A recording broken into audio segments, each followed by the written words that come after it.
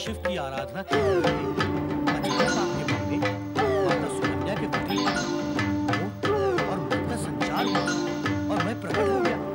बताएं श्री, अब मेरे लिए क्या आज्ञा है? स्वामी, आपको शिवाराधना करते समय मुझे मोह भाव से नहीं देखना चाहिए था। इसका परिणाम शुभ तो नहीं, अनर्थकारी ही हो सकता है। नारायण नारायण। महर्षि च्यवन और माता सुकन्या को नारद को प्रणाम। मैं कैलाश से आपको इस अनर्थ से सावधान करने के लिए आया था, किंतु विलंब होने के कारण यह अद्भुत घटना घट गई। महर्षि, यह मदासुर असुर भाव का प्रतीक है।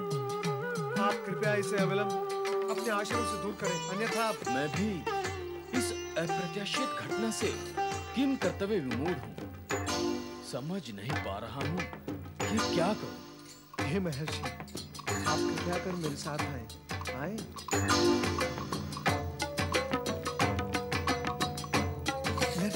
महर्षि, आप इसे अविलंब गुरु शुक्राचार्य के पास भेज दें। वे ही इसे इसके अनुरूप निर्देश करेंगे। आपसे एक भूल तो हो ही गई है, अब आप इसे अपने आश्रम में रखकर दूसरी भूल न कर बैठना, अन्यथा इसके कुप्रभाव से आप भूल पर भूल करते ही रहेंगे। महर्षि, आप मेरे जनक हैं, पिता हैं आप मेरे, मैं आपका दृष्टिपुत्र हूँ। आप ही मुझे आज्ञा दो कि अब मैं क्या करूं। पुत्र मदासुर, तुम्हारे और हमारे हित में यही उचित होगा कि तुम दैत्य गुरु शुक्राचार्य की सेवा में जाओ। वे ही समुचित ढंग से तुम्हारा मार्गदर्शन करेंगे। उन्हीं के आदेशानुसार तुम्हें आचरण करना होगा। जैसी आपकी आज्ञा पितावर।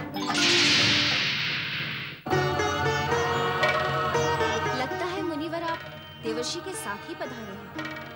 आप हमारे सम्माननीय अतिथि हैं। यदि हमसे कोई भूल हुई हो तो हमें क्षमा करें। नहीं माता नहीं, आप व्यर्थ ही संकोच न करें। नारायण नारायण। माता सुकन्या, हम आप दोनों के दर्शन पाकर कृतार्थ हुए हैं। अब आप हमें आज्ञा दें।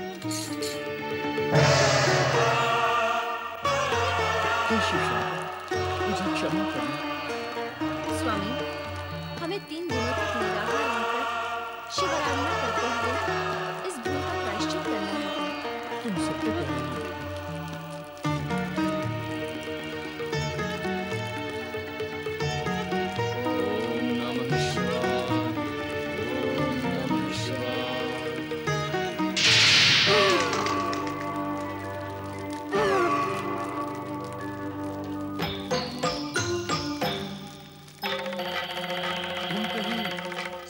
पर तुम यहाँ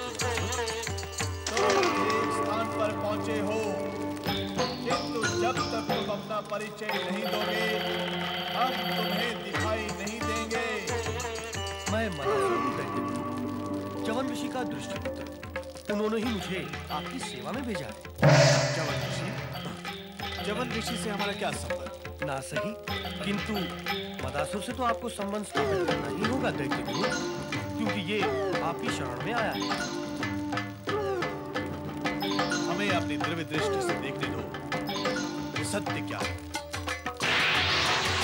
ओम नमः शिवाय, ओम नमः शिवाय। वे दोनों तुम्हें उत्पन्न करने का प्रायश्चित कर रहे हैं। इसका स्पष्ट अर्थ यह है कि तुम्हें शिवाराधना करने से कोई लाभ नहीं। तुम माता शक्ति की आराधना करो, वे तुम पर प्रसन्न होकर सफलता का वरदान देंगे। मुझे अपने चरणों में शरण दीजिए गुरुदेव, मुझे असुर धर्म की शिक्षा दीजिए। नहीं, कदापि नहीं। तुम च्यवन के समान हमारे मन में भी विकार उत्पन्न कर सकते हो। हम दैत्य गुरु हैं। दैत्य वस्तु तो ऐसे ही विकृत होते हैं। उनका गुरु भी विकारग्रस्त हो गया तो असुर विकृति किस सीमा और खाड़ी तक पहुंच जाएंगे, कौन कह सकता है। इसलिए माता की आराधना करने से पूर्व तुम अपने आप को शुद्ध करो, फिर हमारे पास आओ।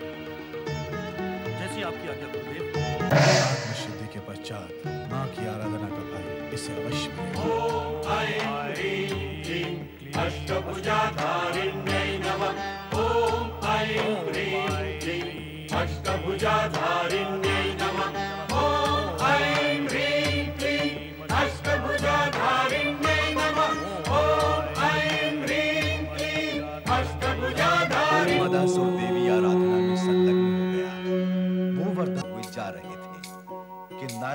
गंभीर मुद्रा में देखकर पर्वत मुनि से रहा न गया और उन्होंने देवर्षि नारद से पूछा, क्या सोच रहे हो मित्र? सोच रहा हूँ मित्र पर्वत, श्री गणेश के दर्शन के लिए चलें अथवा ना चलें। ऐसा सोचने का कारण?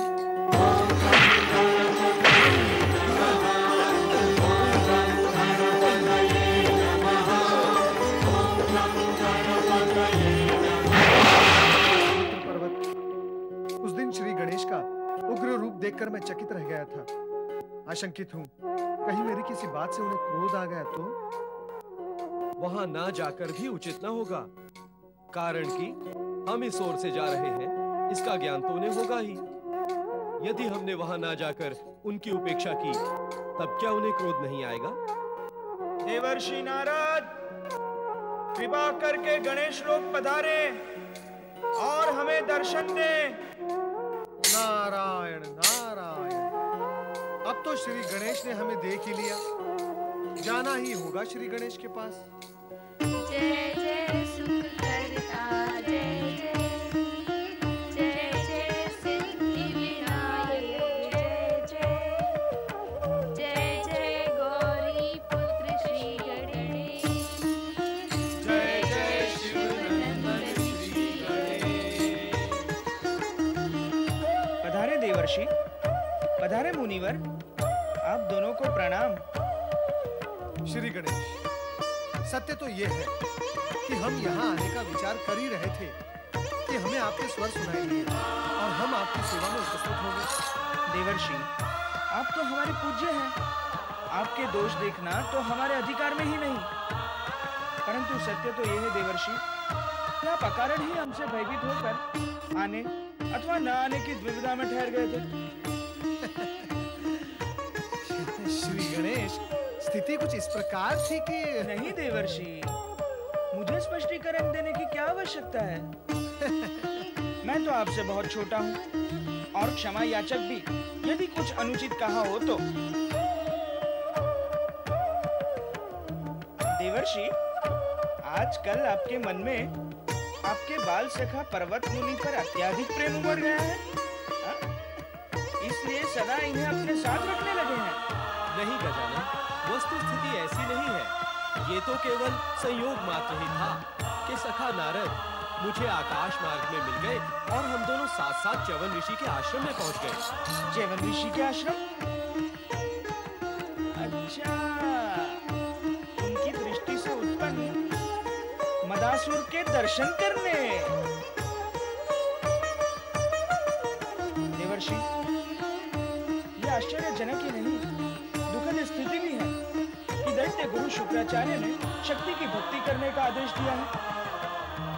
अब माता पार्वती शक्ति की उपासना करने से प्रसन्न तो होंगी ही और शक्ति स्वरूप धारण कर ब्रह्मदेव के समान मदासुर को अवश्य कोई विचित्र वरदान दे डालेंगी। इस विषय में मुझे उन्हें सावधान करना होगा। ओम ऐं ह्रीं क्लीं अष्टभुजाधारिण्यै नमः। ओम ऐं ह्रीं क्लीं अष्टभुजाधारिण्यै नमः। ओम ऐं ह्रीं क्लीं अष्टभुजाधारिण्यै नमः। ओम ऐं ह्रीं क्लीं अष्टभुजाधारिण्यै नमः। ओम ऐं ह्रीं क्लीं अष्टभुजाधारिण्यै नमः। ओम ऐं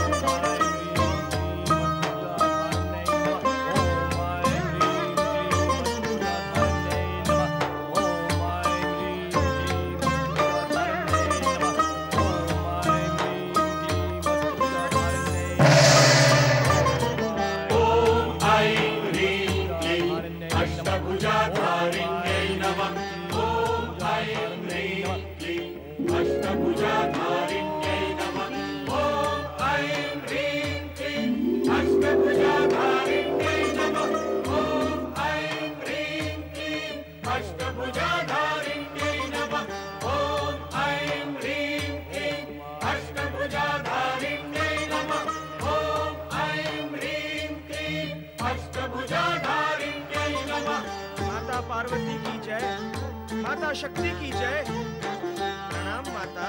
सदा सुखी रहो गणेश। तुम्हारे प्रभाव और भक्ति में निरंतर वृद्धि हो। तुम्हारा यश दिग दिगंत तक प्रसारित हो। आपका आशीर्वाद ही मेरी शक्ति है माता।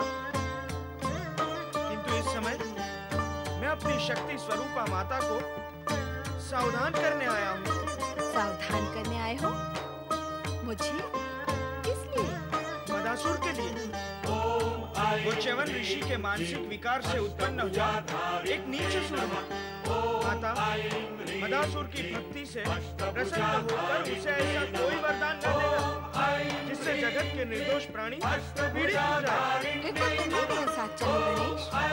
यदि मुझसे कोई त्रुटि होने लगे तो ऐसा न कहे माता, मैं तो आपका बालक हूँ। और जिस दिन पुत्र अपने माता की त्रुटियां देखने लगेगा, उस दिन सूर्य के प्रकाश में कुछ भी दिखाई नहीं देगा। आपकी त्रुटियां निकालने का अपराध मैं नहीं करूंगा। और वैसे भी बिना बुलाए आपके साथ मैं कैसे आ सकता हूँ? मदासुर ने केवल आपको बुलाया है। आप पधारें, केवल यही प्रार्थना है। सचेत रहकर वरदान दे। प्रणाम माता।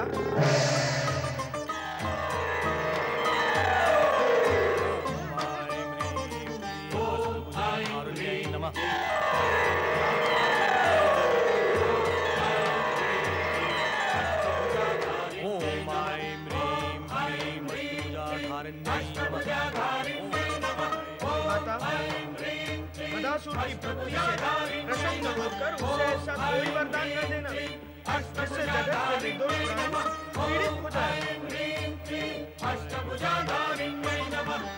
मदासुर, भक्त मदासुर, मैं तुम्हारी तपस्या और आराधना से प्रसन्न हूँ मदासुर। वर मांगो। माता शक्ति, दैत्य गुरु ने सत्य ही कहा था कि आप मनोवांछित वरदान देने के लिए अवश्य प्रकट होंगे। मैं आपके दर्शन करके धन्य हुआ। मैं तुम पर प्रसन्न हूँ मदासुर। वरदान मांगो।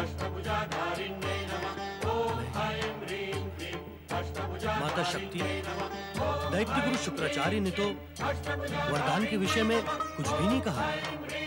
मैं नहीं जानता कि मुझे क्या वरदान मांगना चाहिए। मैं तुम्हें वंश वृद्धि का वरदान देती हूँ। तुम्हारा वंश फूले फले, तुम शक्तिशाली पुत्रों के पिता बनो। परंतु ऐसा कोई कार्य न करना जिससे जगत के प्राणियों को कष्ट पहुँचे। कल्याण भव।